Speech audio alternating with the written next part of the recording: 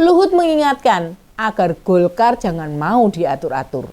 Karena sebagai partai besar, Golkarlah yang harus mengatur. Ini dia info terkini Widya.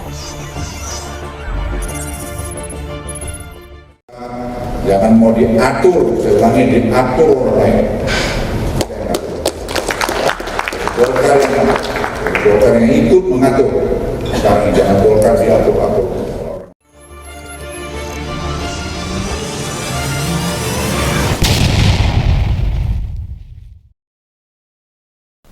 Akibat syahwat politiknya yang bulat-bulat, kini Jokowi tidak dekat dengan siapapun.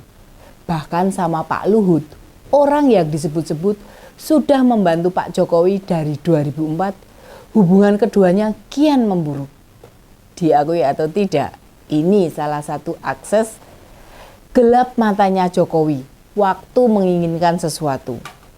Yang membuat hubungan keduanya renggang disebabkan keinginan Jokowi agar anaknya bisa merebut Ketua Umum Golkar.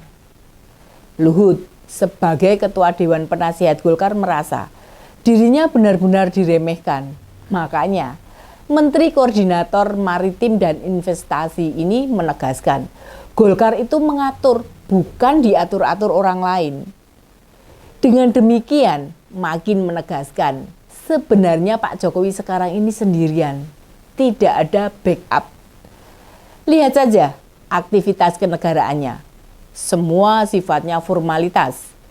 Dan kondisi ini sama sekali dibiarkan, tidak dimanfaatkan lawan politik. Ini juga bisa dimaknai, apa yang dilakukan Pak Jokowi oleh orang dekatnya saja membuat mereka tidak nyaman, apalagi bagi orang lain. Jokowi agaknya urung balik ke Solo setelah lengser Oktober 2024 nanti. Kabarnya, niat awal ingin pulang kampung tidak jadi lantaran ada usulan agar Jokowi menjadi pemimpin koalisi besar. Pendiri Partai Solidaritas Indonesia, Jeffrey Giovanni lah yang mengusulkan adanya koalisi parpol yang bisa diinisiasi partai besar seperti Partai Golkar. Beredarnya kabar koalisi besar bersamaan dengan munculnya isu didorongnya Gibran menjadi Ketua Umum Golkar. Rencana Jokowi mengkapitalisasi Partai Golkar agaknya tidak berjalan dengan mudah. Setelah sebelumnya seluruh ketua DPD se-Indonesia disebut-sebut menginginkan Erlangga Hartarto tetap memimpin Golkar dalam Munas Desember. Ketua Dewan Penasihat Golkar, Luhur Binsar Panjaitan, makin menegaskan tidak menghendaki kepala negara maupun anaknya yang bukan orang Golkar tiba-tiba bergabung, bahkan menginginkan kursi ketua umum. Pasti Pak Luhut tidak mau Golkar di PSI-kan, menerima anggota baru lantas 2 hari kemudian anggota baru itu dipilih ketua umum. Luhut mengingatkan agar Golkar jangan mau diatur-atur, karena sebagai partai besar, Golkarlah yang harus mengatur. Meskipun tidak secara lugas menolak, tetapi peringatan Menko Marves itu disampaikan dengan tegas dan ada di panggung resmi. Tentu itu sikap pembeda, sikap tegas, sikap yang gak main-main. Untuk menunjukkan dukungan kepada Ketua Umum Golkar, Erlangga Hartarto, bahkan Luhut memuji kepemimpinan Erlangga yang telah sukses memimpin Golkar karena mampu mendongkrak suara partai di Pileg 2024. Meskipun KPU belum memutuskan perolehan suara parpol, tetapi dari perhitungan sementara Partai Golkar memperoleh suara sekitar 15%. Ini naik tinggi dibandingkan perolehan suara pada pemilu 2019 lalu yang mencatat angka 12%. Golkar memang saat ini berada di dalam posisi yang baik. Diprediksi berada di peringkat kedua, di bawah PDI Perjuangan. Namun diperkirakan jumlah kursinya malah lebih besar atau lebih banyak. Oleh karena itu, Luhut minta jangan sampai ada kader yang mengacau, melakukan hal yang melenceng dari garis partai. Semua instruksi ketua partai harus didengarkan, diikuti dan dipatuhi. LBP Luhut Binsar Panjaitan kayaknya paham benar bagaimana cara main presiden bila sudah punya keinginan.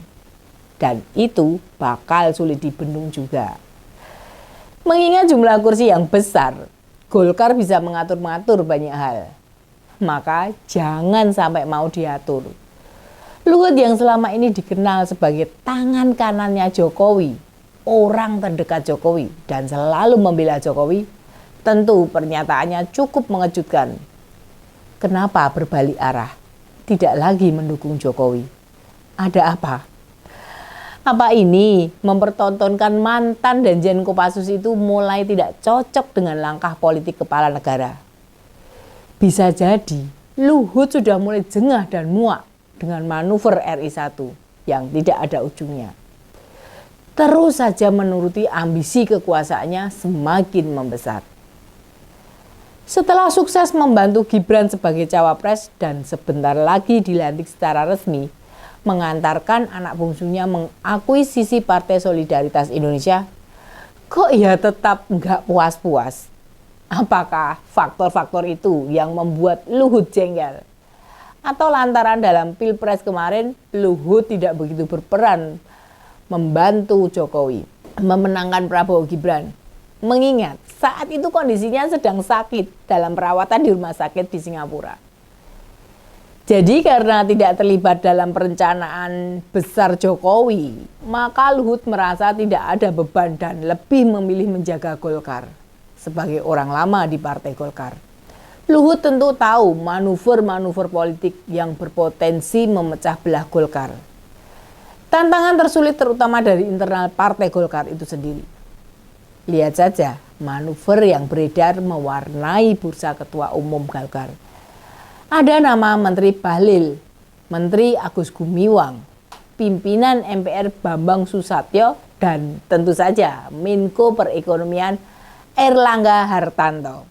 Jokowi ingin melanggengkan kekuasaan dengan cara merebut posisi ketua umum Partai Golkar untuk anaknya. Ya, dengan cara itulah agar Jokowi terus berada di atas dan dipatuhi omongannya. Nikmatnya kekuasaan dalam 20 tahun, mulai jabatan wali kota hingga kepala negara, bisa jadi makin membutakan. Bisa jadi presiden tiba-tiba sadar, loh kok semua fasilitas bakal kembali pada negara? Wong dia masih pengen menikmati. Bisa jadi Pak Jokowi belum siap untuk melepaskan jabatan, kembali menjadi orang biasa. Saat masuk ke Golkar dan jadi pimpinan tertinggi, peluang Jokowi memainkan anaknya untuk mengacak-acak Golkar terbuka lebar. Petinggi Golkar ya mengerti, benerlah ini. Gimana cara berpolitik kepala negara? Ujung-ujungnya nanti anak lainnya dan menantu akan dimasukkan ke Golkar dan menyiapkan kendaraan politik untuk 2029. Nama Jokowi santer beredar cawe-cawe dalam perebutan ketua umum Golkar akan membuat pimpinan partai di tingkat daerah bingung dan tidak akan solid lagi. Hal ini kan tentu saja akan berpotensi membuat perpecahan dalam internal Golkar.